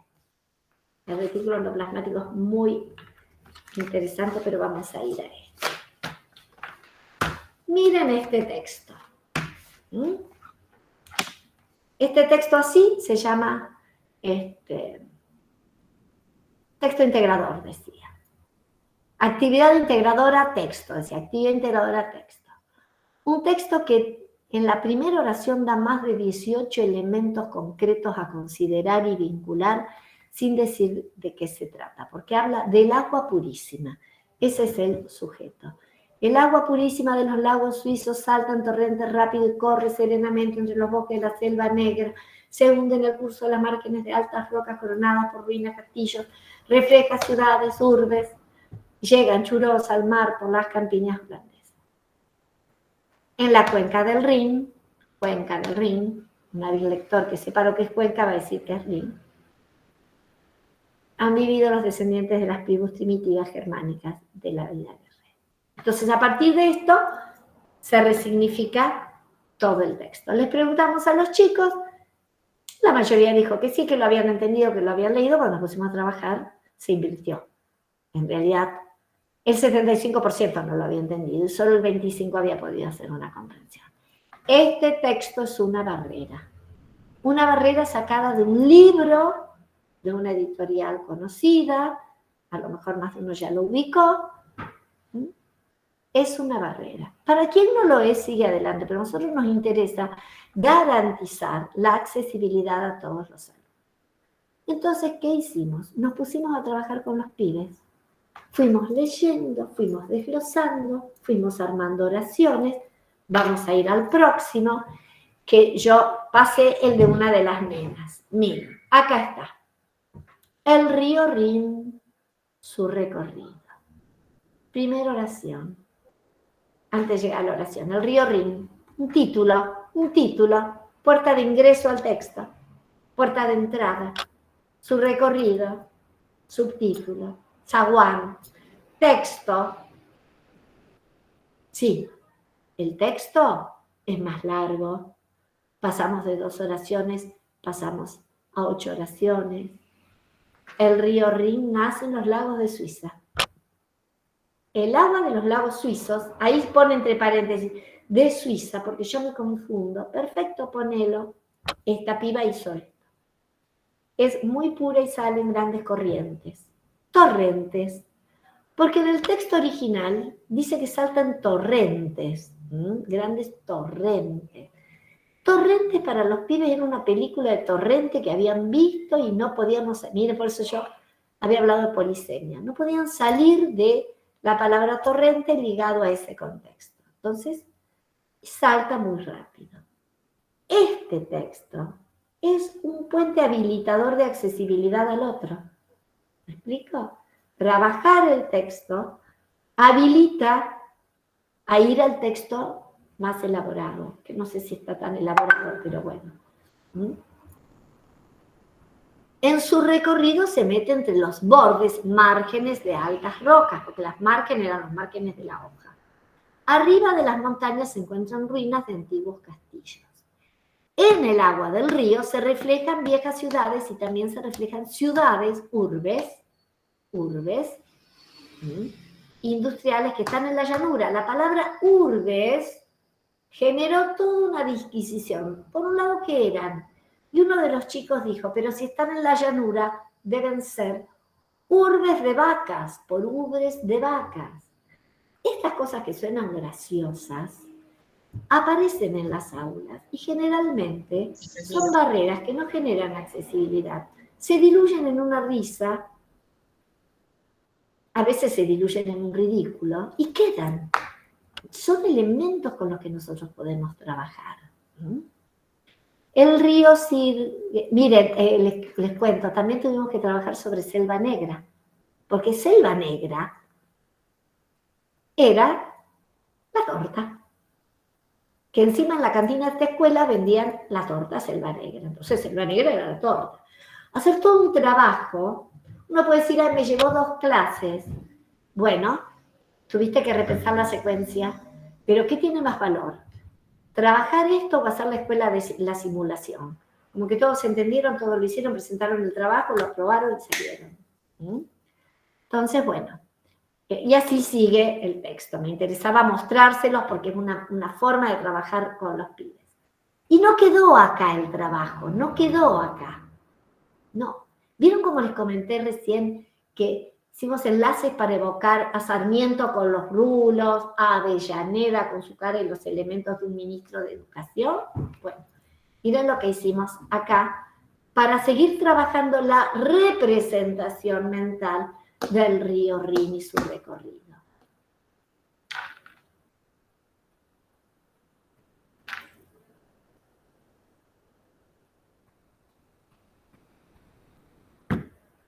Miren este texto. Es un texto gráfico. Trabajamos el texto intervenido, el texto original, hicimos esto. Algunos lo usaron de sostén para poder después escribir un texto, otros para dar una lección oral. Están todos los elementos. Los lagos de Suiza que avanzan en torrentes, que saltan y atraviesan la selva negra y pasan entre las montañas coronadas de castillos que se reflejan igual que las ciudades, las urbes, Alemania, y sale anchuroso al mar de Holanda. Esto generó accesibilidad, son distintas formas de armar un concepto. Lo importante es que todos los chicos se fueron habiendo trabajado. Vamos a ir al próximo ya para ir cerrando. Otros recursos. La representación gráfica. Si ustedes piensan, empezamos hoy este conversatorio, que es más un monólogo que un conversatorio, viendo cómo dibujaban los pibes. Y lo cerramos también con un gráfico, con el gráfico del río Rin. La escuela argentina y su academicismo, generalmente, a medida que avanza, deja de lado la representación gráfica. Deja. Los chicos dibujan muchísimo en el nivel inicial, dibujan un poco en el primer ciclo, después ya solo en la hora de arte o en la hora de plástica, y se deja de dibujar. Y en realidad el dibujo es un recurso didáctico fantástico. ¿Cómo representarías la idea de palanca? No el dibujito del libro, o la ilustración del libro. No, vos, ¿qué idea te hace? ¿Cómo podés representar un movimiento de la Tierra? Pero con tu dibujo, no con el... Eso es ir armando posibilidades de representación interna. Ayuda muchísimo. Enlaces para evocar. Un enlace para evocar es ese dibujo que hicimos recién de Sarmiento. Me acuerdo una piba, y esto tiene que estar a disposición, porque el que no necesita el enlace para evocar, se acuerda y lo hace, es como el que necesita la tabla pitagórica. La necesita porque está ahí, porque no puede, el que sabe las tablas no recurre a la pitagórica. O eso, cuando están los frisos y está el abecedario en mayúscula, en cursiva mayúscula. Ay, pero lo copian. Bueno, de tanto copiarlo va a aprender. El que ya lo aprendió ni levanta la vista, pero esto tiene que estar disponible. Esto es generar accesibilidad. Entonces, un enlace para evocar, yo les decía, me acuerdo, una piba que le costaba mucho recordar que eran los adjetivos. Todos los adjetivos y los adjetivos. Bueno, ella se había hecho un pequeño diccionario personal, como acá dice, que puede ser grupal o puede ser individual para uno en particular, y ella había puesto adjetivo y un círculo rojo. Porque yo hago rojo, verde, azul, grande, chico, pero en el momento de la palabra adjetivo me queda vacía, no me puedo acordar. Entonces, con esto, si esto le permite al alumno producir pedagógicamente, en buena hora. Tablas. Las tablas no solo de multiplicar, las tablas de doble entrada, las tablas de, las fracciones, por ejemplo, las fórmulas. ¿Cuántas veces nos pasa que dice, no me acordé la fórmula? Si yo hubiera podido buscar la fórmula, lo hubiera resuelto. Tablas para hacer las reducciones de kilómetro a hectómetro, a decámetro. El que no las necesita, no las necesita, pero el que sí las necesita, es necesario que las tenga a su disposición, para poder producir. Si en algún momento las aprende, las dejará, y si no las aprende, lo que a nosotros nos interesa es que el chico esté en clase trabajando con esto. Y otra cuestión que ya lo dejo como final es la lectura anticipada. El poder acercarme antes un texto, trabajarlo, tener la oportunidad que necesito para después compartir con todos el espacio dentro del aula. Voy a dar un ejemplo sencillo. Si vamos a trabajar en el aula instrucciones para subir la escalera. Un texto delicioso de Julio Cortázar. Y cuando sea texto instructivo se recurre muchísimo a este texto. Sabemos a ciencia cierta quiénes van a estar en clase, quiénes no. Quiénes no van a entender, se van a quedar por fuera, se van a poner a dibujar o van a molestar, se van a poner la capucha. Pero no es que se van a quedar por fuera, es que los estamos dejando por fuera. Entonces, en esto, si nosotros, la clase anterior, nos ponemos a trabajar un poco, armamos algunos equipos y con 2 o 3 equipos nos vamos a ir leyendo despacio este texto, se los grabamos, se los mandamos y ellos disponen de eso, seguramente en el momento de trabajar y de que presentemos la lectura para todos, estos pibes se van a enganchar, van a estar atentos, van a estar con posibilidades de participar. Y lo más importante es que a posteriori, cuando se trabaje y se armen grupos y tengan que armar instrucciones para hacer un asado o instrucciones para armar la bicicleta, estos chicos van a estar con los instrumentos necesarios para realizarlo. ¿Pero por qué? Porque fuimos armando esta accesibilidad previa. Entonces, esto termina, y lo voy a dejar acá con el próximo, que es el que habla de una evaluación. Voy a solo decir 2 cositas. Así como trabajamos en la diversificación de la evaluación, de los objetivos, de los contenidos, de las propuestas, y la diversificamos, también tenemos que diversificar la evaluación.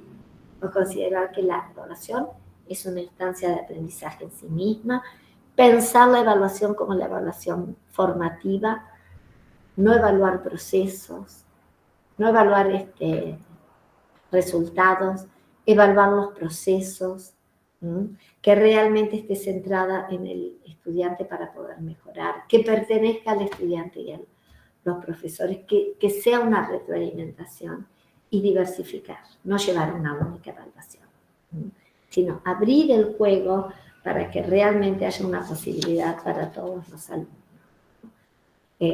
Me parece que, dada la hora, no sé, Janina, si abrimos alguna pregunta, alguna...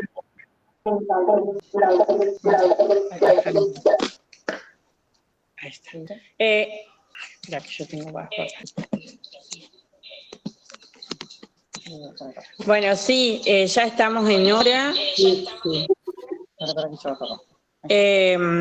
Puse en el chat si alguien quería hacer una pregunta. Hasta el momento no han escrito, pero si alguien quiere hacer una pregunta o solicitar una aclaración, puede hacerlo activando el micrófono.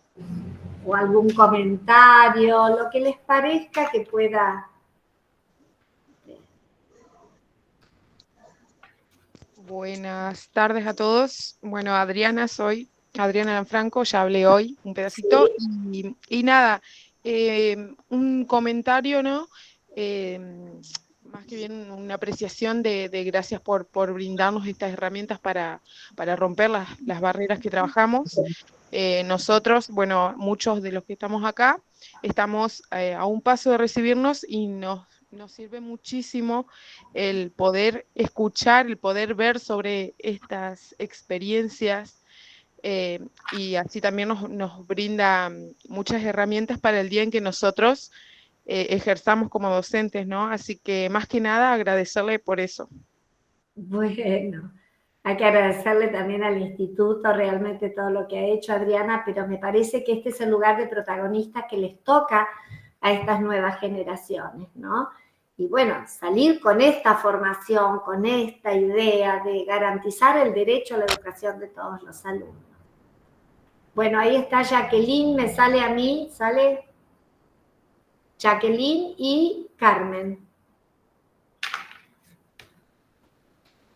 ¿Las escuchamos? Chicas, desactiven el micrófono y pueden hacer la pregunta.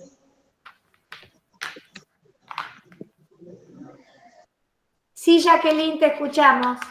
Ah, pero tiene activado el micrófono.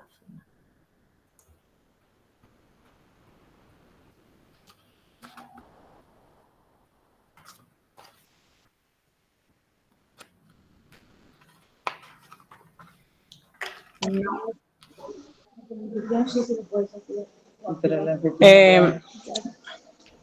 ¿Los demás pueden activar micrófono?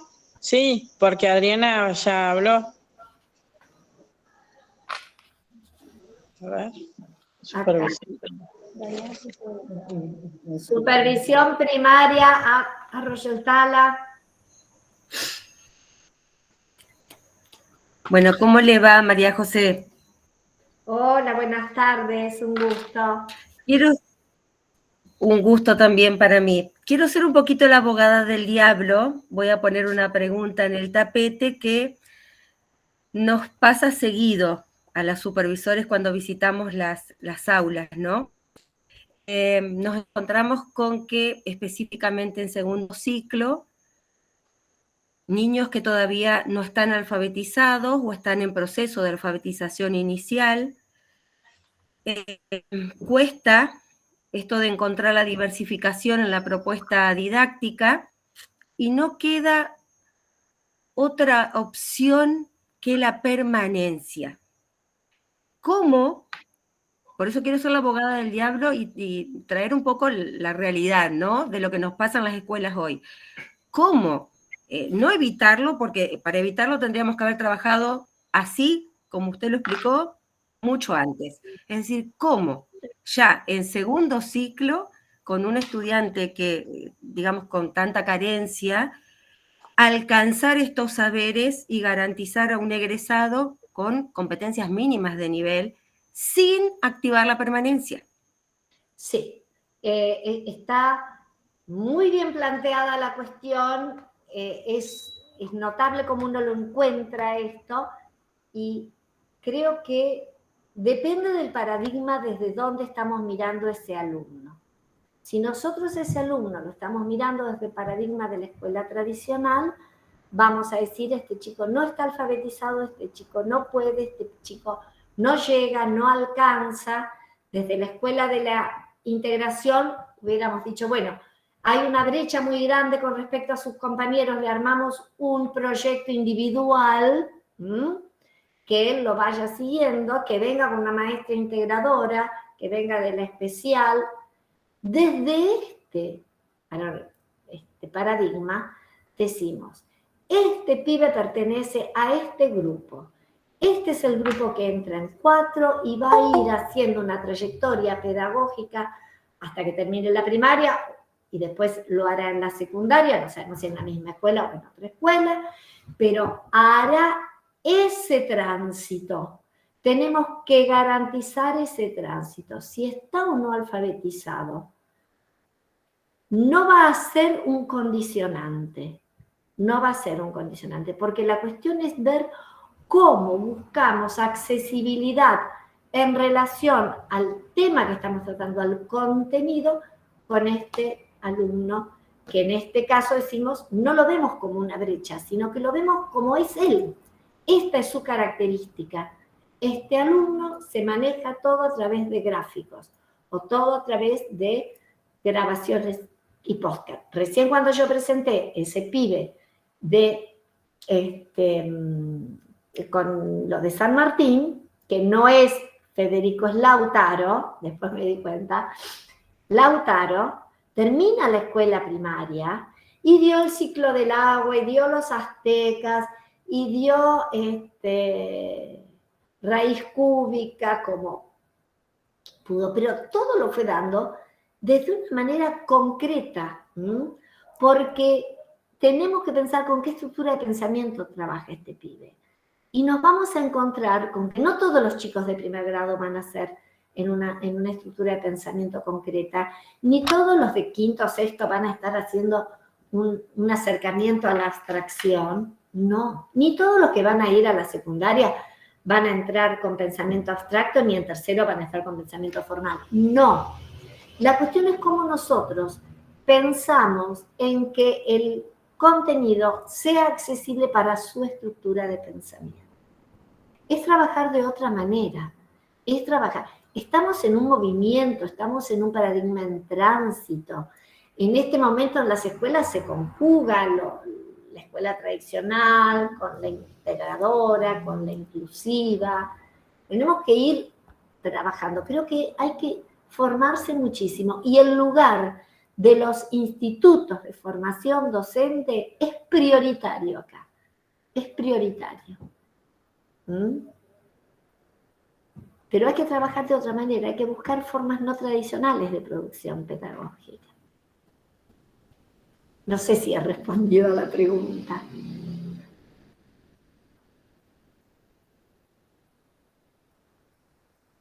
Y como supervisión creo que hay que acompañar muchísimo, muchísimo a las escuelas. Y hay que buscar la 311/16, trabajar específicamente estas cuestiones, porque están contempladas. Hay que ir a buscarlas un poco.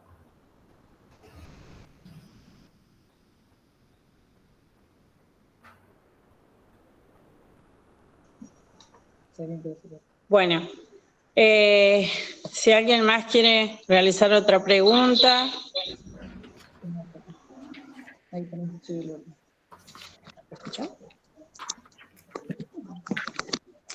¿Alguien más quisiera realizar otra pregunta? Si no, le agradecemos a María José por su participación. Desde el Instituto de Formación, bueno, estamos muy contentos de que hayamos podido acordar esta presencia y tenerla así, por lo menos virtualmente, poder compartir. Acá no solo hay estudiantes, sino también coformadores de nuestras escuelas asociadas. Y bueno, y la idea es esa, poder trabajar juntos, docentes, estudiantes y docentes del Instituto Formador para formarnos, capacitarnos, seguir pensando las nuevas formas, como decía, de poder afrontar las aulas de hoy, ¿sí? Entonces, muy agradecidos. Agradecemos también a Yani, que es la que contactó y la que estuvo haciendo todas las gestiones. Y bueno, muchísimas gracias por todo lo brindado. No, por favor, yo soy una agradecida a ustedes. La verdad que un gusto. Muchas gracias, Janina. Por supuesto, Marcela, al instituto, muchas gracias. Y creo que estos espacios son muy movilizantes y plantean cuestiones que nos permiten seguir caminando en este recorrido, en nuestra trayectoria hacia la escuela inclusiva. Así que gracias a ustedes. Bueno, nosotros antes de cortar la videollamada vamos a realizar un sorteo porque para poder lograr estas intervenciones, como todos sabemos, no teníamos fondos propios, entonces realizamos una rifa y todos colaboramos para poder, digamos, vivir esta experiencia. Entonces vamos a realizar un sorteo. A ver. ¡Qué emoción! No, después lo publicamos. Acá tenemos la bolsita, acá están todos los numeritos y echamos acá la bolsita.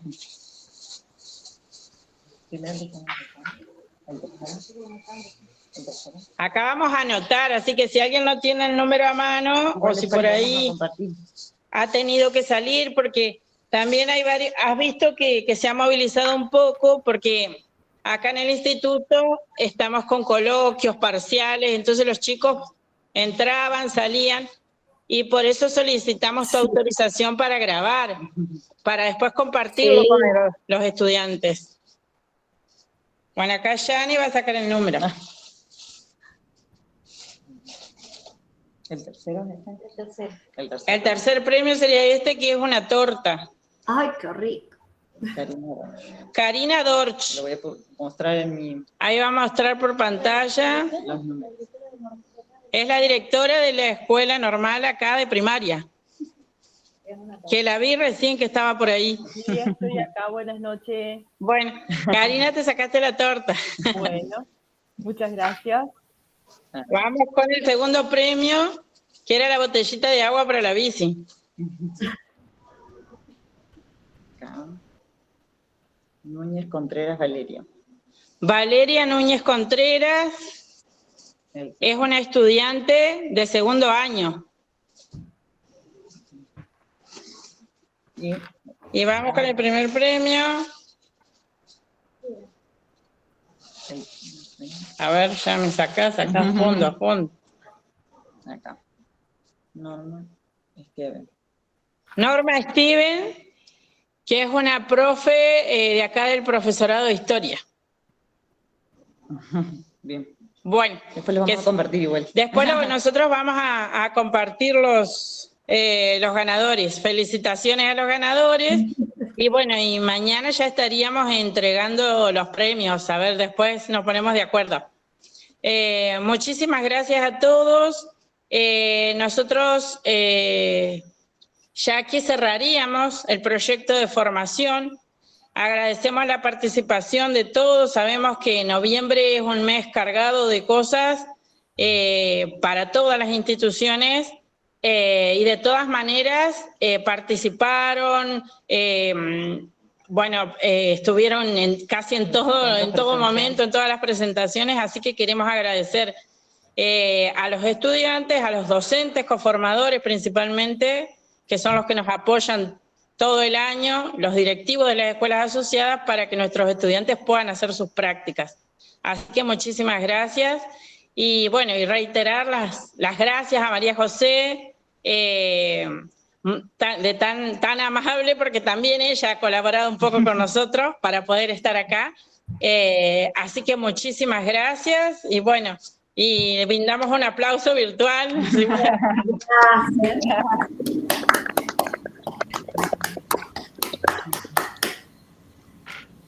Bueno, muchas gracias y bueno.